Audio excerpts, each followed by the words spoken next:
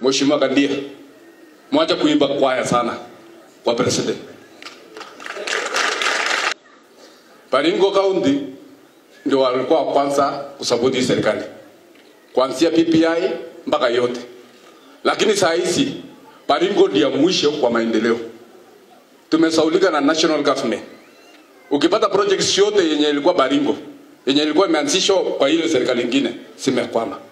Na sitaogopa kusema hivyo. Kama mnaimba mnaongelesha president, muongeleshe juu ya maendeleo ya Baringo. Msikuwa mnaongelesha juu ya tumbo zenu.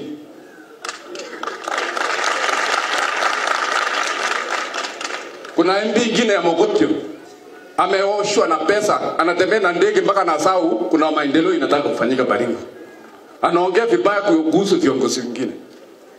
Kazi yake tu ni kuongea juu ya president. Hata mtu akiongea tu kusema tunataka maendeleo, anasema tunaongelea huko jikoni. Ajui maendeleo lazima muongelee ndio vitu ikuje crowd.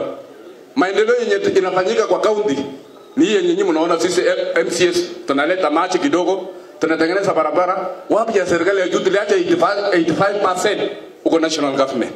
Hiyo maendeleo itafika lini Baringo?